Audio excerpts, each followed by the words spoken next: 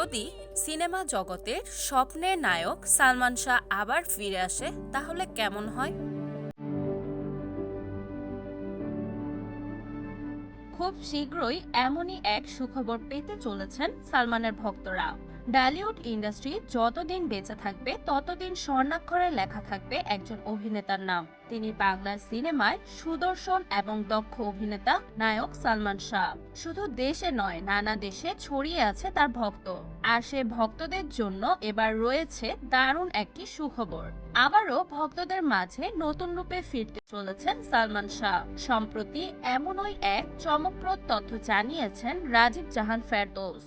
তিনি বর্তমানে জনপ্রিয় এআই প্রযুক্তি ব্যবহার করে প্রায়ই দেশ বিদেশের সিনেমার তারকাদের নতুন রূপে নিয়ে আসেন ভার্চুয়াল জগতে।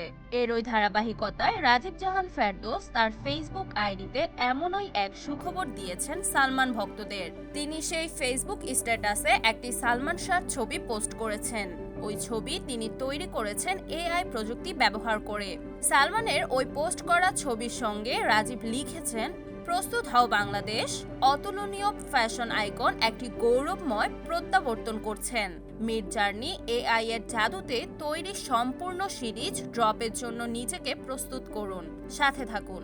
সালমান শাহর এই সুখবর অনেকটাই হৃদয় দুলিয়ে দিয়েছেন সালমান ভক্তদের। পাশাপাশি সালমানের নতুন লুকের ছবি দেখে অবাক হয়েছেন নেটিজেনরা। দেশের তো নয়ই, বিদেশি কোনো নায়কের সৌন্দর্যকেও হার মানিয়ে দিয়েছে সালমান শাহর সেই ছবি।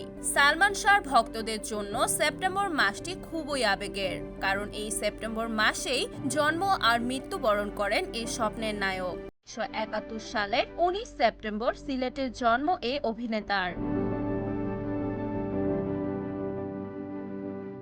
ক্ষণজন্মা এই তারকা মাত্র 25 বছর বয়সে 1996 সালের 6 সেপ্টেম্বর হঠাৎই মৃত্যুর স্বাদ গ্রহণ করেন। তাই সালমান ভক্তরা ধারণা করছেন সেপ্টেম্বর মাসেই সালমান শাহর ভক্তদের এআই এর নতুন স্বপ্নের দুনিয়ায় নিয়ে যাবেন রাজীব। Desk report, এনএএন TV.